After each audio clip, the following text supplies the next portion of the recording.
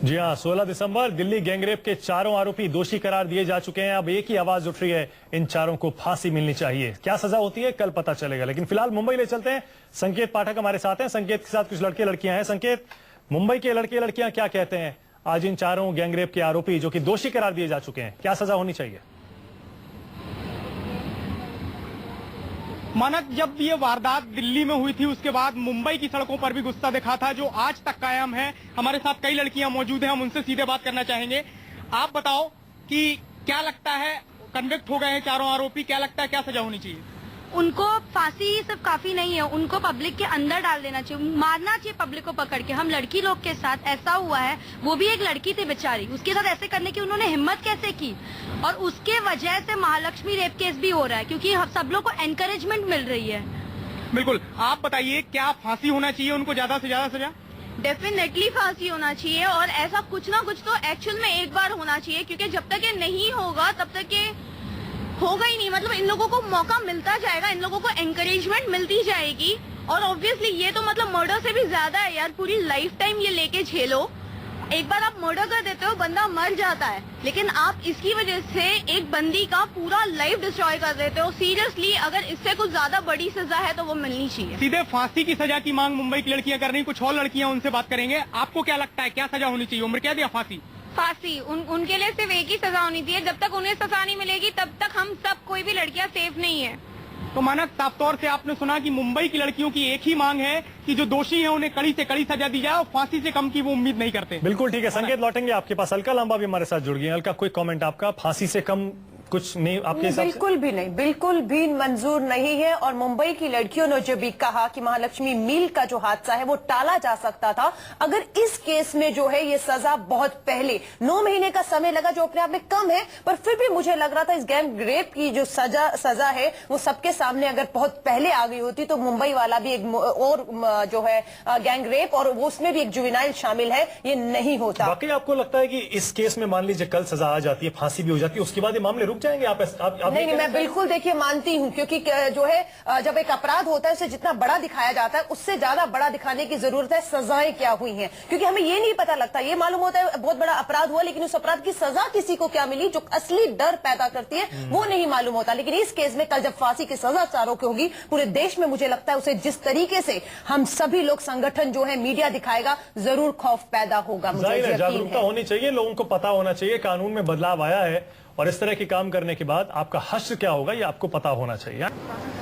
जी हाँ, पिछले साल 16 दिसंबर को दिल्ली में जो सबसे बड़ा गुनाह हुआ था उस पर सबसे बड़ा फैसला आ चुका है। अब सवाल यही है क्या इन चारों दोषियों को सबसे बड़ी सजा भी मिलेगी? सबसे पहले आपको सुनवा देते हैं कि जब गैंगरेप के चारों आरोपियों को आज कोर्ट में दोषी करार दिया गया, एक आरोपी रो पड़ा।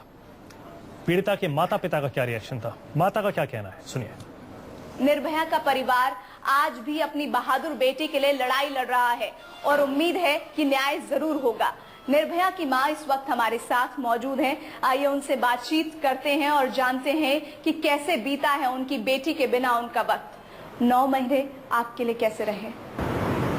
बहुत कठिन गुजारे 9 महीने दिनों में। एक बेटी तो उस वक्त के संघर्ष करते करते चली गई, लेकिन हम लोग हर वक्त हर पल मरते हैं, एक जिंदा लाश की तरह हैं, और किस तरह काटते हैं ये बयान नहीं कर सकते। एक इस आस में है कि शायद कोर्ट से मुजरिमों को फांसी की सजा मिल जाए और हमारी बेटी को इंसाफ मिल जाए, यही उम्मीद आज 8 महीने से लगा के बैठे हैं। 9 महीने होने को आ रहे हैं। जुवेनाइल जस्टिस बोर्ड ने अपना फैसला सुनाया जिससे आप संतुष्ट नहीं हैं। अब 4 कल जो आरोपी हैं उन पर फैसला आना है।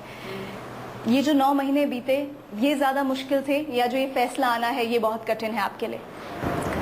देखिए, वो तो 9 महीने बीते, एक एक कैसे कैसे बीते, लेकिन उस दिन से हमें ज्यादा परेशानी हो रही है, घुटन सी हो रही है जिस दिन से जुवेनाइल का फैसला आया, क्योंकि वो फैसला हमें मंजूर नहीं। उसने इतना हैवानियत किया और महज 5 महीने का फर्क दिखा के उसको छोड़ दिया गया। तो हमें उसकी 3 साल की सज़ा मिले ना मिले, हमें उससे कुछ हमें नहीं दिखा।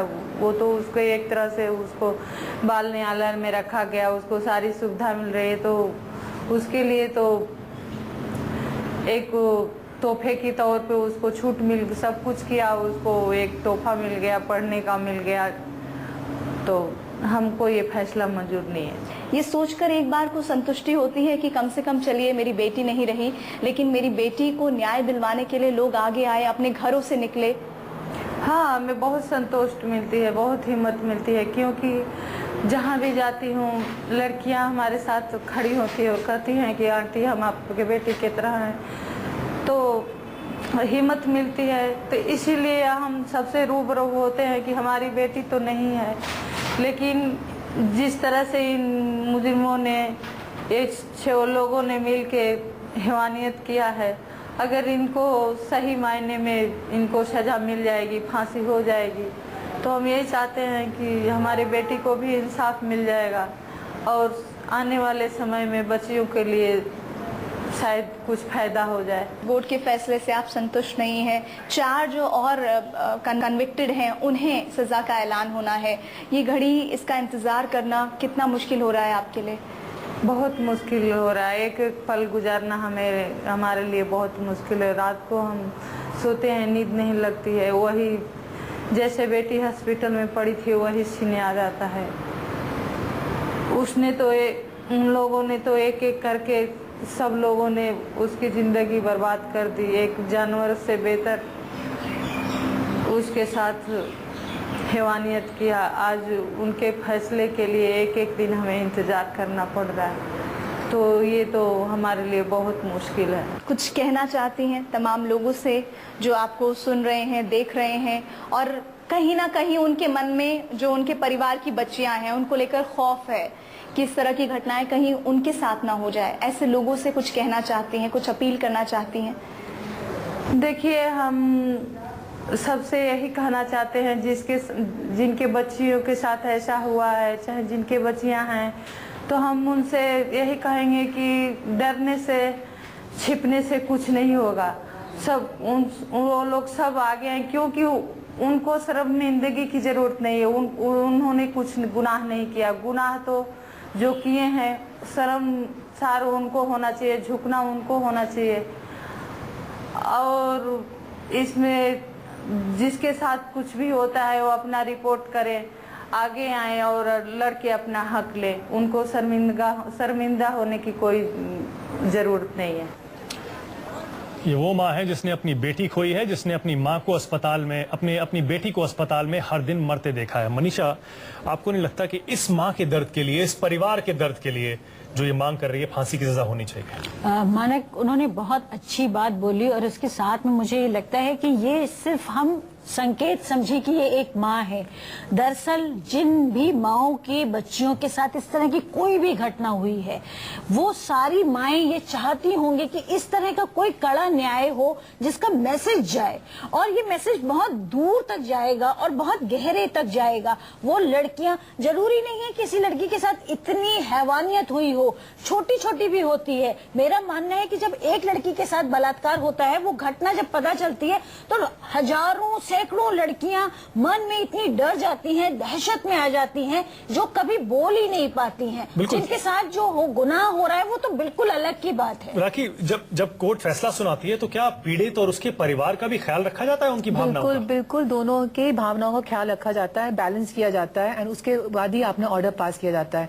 इसीलिए मैं कह रही हूँ, यहाँ पे जो ये प्रेजेंट केस है उसमें इतनी ब्रूटल इंजरीज हुई हैं, जो कि डॉक्टर ने भी कहा मैंने आज तक इतनी ब्रूटल इंजरीज नहीं देखी हैं। इस विक्टिम के फैमिली के जो इमोशंस है उसको भी कंसिडर करेंगे जब कल वो सेंटेंस सुनाएंगे, जब क्वांटम सेंटेंस की बात होगी। And at the same time जो डिफेंस है वो अपने जो डिफेंस पुटअप करना चाहेगा, अपने मिटिगेटिंग सर्कमस्टेंसेस पुटअप करना चाहेगा, तो उसको भी कंसिडर करेंगे एंड अकॉर्डिंगली वो जो भी सेंटेंस देना चाहेंगे वो देंगे। बिल्कुल। एक बार नगमा के पास चलते हैं, दिल्ली प्रीति के पास भी चलेंगे। पहले नगमा, आपका रिएक्शन, आपने सुना उस पीड़ित लड़की की माँ क्या कह रही है? कह रही है एक एक घड़ी हमसे नहीं गुजर रही है, एक एक पल का उनसे इंतजार नहीं हो रहा है, वो जल्दी से जल्दी इसके लिए फांसी की मांग कर रही है। क्या हम लोग अंदाजा भी लगा सकते हैं नगमा कि उस पीड़ित के परिवार पर, उसकी मां पर क्या गुजर रही होगी? बिल्कुल, ये बिल्कुल स्वाभाविक है कि जिस तरह से तिल तिल वो निर्भया सफर करके गुजरी है, उसके साथ हम सब हैं एज अ सोसाइटी। लेकिन मेरा ये भी अभी मानना है कि लॉ ने अपना कोर्स लिया है, मीडिया ने भी अपना रोल प्ले किया है, इसमें बहुत अच्छा रोल प्ले किया है।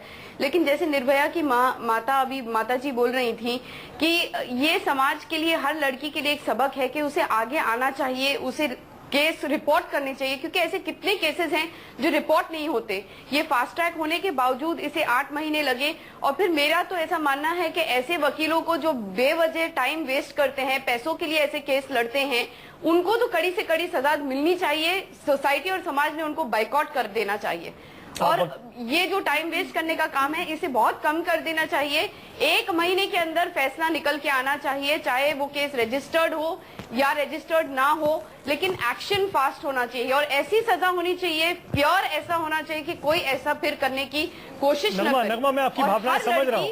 नगमा, मैं आपकी भावनाएं समझ रहा हूँ। जाहिर है बरनाली बसक कोई कमेंट आपसे, क्योंकि वकीलों के बारे में कह रही है नगमा, कह रही है ऐसे वकील जो पैसे लेके सिर्फ टाइम वेस्ट करते हैं उनको सजा होनी चाहिए। देखिए, एक वकील का तो ड्यूटी बनता है कि केस रिप्रेजेंट करना। This is just a professional duty, that's what I would say.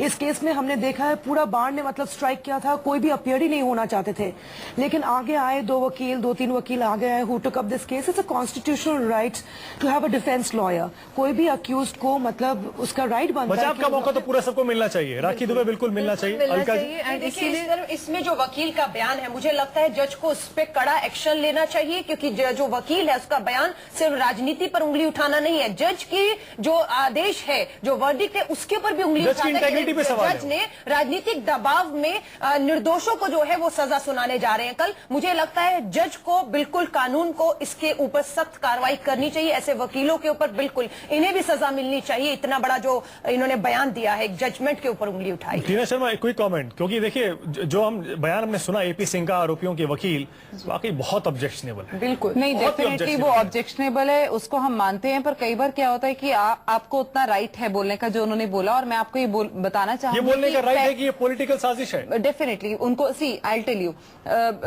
वकील है, नेता नहीं है। टीना जी, वकील है, नेता नहीं है। केंद्र सरकार की साजिश है। वकील किसी के इशारे पर काम कर रहे हैं। अगर उन्होंने राजनीतिक बयान दिया है तो पक्का वो किसी के इशारे पर काम कर रहे हैं, इसकी जांच होनी चाहिए। अलका जी, नहीं तो जज को बिल्कुल एक्शन लेना चाहिए। अलका जी, जज को सामने आनी चाहिए। चाहिए। क्या ये आदेश किसी राजनीतिक दल या राजनीतिक पार्टी के दबाव में दिया है या नहीं, ये जज को साबित अब करना होगा। टीना जी, अगर इतना बड़ा आरोप एक वकील लगा चुप हो जाए तो मैं बोलूं। बोलिए। आई वुड लाइक टू से कि देखिए, जो उन्होंने बयान दिया है, जो उन्होंने इतने लोगों के सामने बोला है, वो डेफिनेटली गलत है, पर वो कंटेम्प्ट ऑफ कोर्ट में नहीं आता है। पहली बात, जो टेक्निकल लैंग्वेज है उसकी, वो कंटेम्प्ट ऑफ कोर्ट में नहीं आती है। ऐसा बयान, एक सेकंड, ऐसा बयान मैं बोल रही हूँ कि वो बयान नहीं देना चाहिए, वो बयान नहीं देना चाहिए। पर ऑफ कोर्स आप ये भी मान सकते हैं कि पॉलिटिकल, हम इस बात को जानते हैं कि पॉलिटिकल दबाव में ये केस इतना फास्ट ट्रैक चला, मीडिया दबाव में इतना फास्ट ट्रैक चला, और कहीं ना कहीं दबाव होता है। पर मैं आपको ये भी बता दूं इसके साथ कि जजेस की बेंच पर और कोर्ट पे कोई दबाव नहीं होता।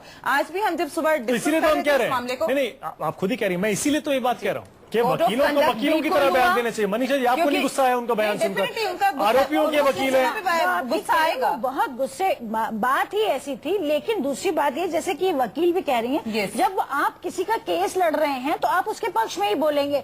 आप ऐसा नहीं होगा कि वकील को लीगल फैक्ट्स पे बात करना चाहिए। बिल्कुल, नेताओं की तरह बयान नहीं देना चाहिए। वकील को लीगल फैक्ट्स ही प्लेस करना चाहिए। और जब उनके पास कुछ नहीं बचा तो वो ये बोलेंगे। ये बिल्कुल गलत। आपको पता है कि इसमें सोशल प्रेशर था, ये तो मानना पड़ेगा। हम किसी पॉलिटिकल पार्टी की बात ना करें। मुझे नहीं लगता कोई भी पार्टी उन लोगों के खिलाफ, उन लोगों के पक्ष में खड़ी होगी जो आरोपी हैं, जो बलात्कारी हैं, उनके पक्ष में तो कोई भी नहीं आएगा। नहीं, ऐसा नहीं है। देखिए, मैं एक मिनट में इसमें कुछ मैं क्लियर करना चाहूंगी, please let me clear it. देखिए, ऐसा नहीं है। आप किसी को, जब तक कोर्ट कोई वर्डिक्ट नहीं देता है, आप किसी को दोषी नहीं मान सकते। ये मैं वकील ने अपना बयान जो है वर्डिक्ट आने के बाद दिया है। मैं कह रही हूँ ये वर्डिक्ट आने के बाद, जब कल हम डिटेलिंग देखेंगे कि उनको किस किस प्रोविजंस पे कितनी सजाएं हुई है, तो आप बोलेंगे। वकील को देखकर बयानबाजी करनी चाहिए थी, बिना वर्डिक्ट को पढ़े। उन वकील ने इतना बड़ा आरोप एक जज के ऊपर, उसकी जजमेंट। 2 वकील बैठे हैं, इन्हीं से पूछ लेते हैं। राखी जी, क्या इस तरह का बयान देना चाहिए?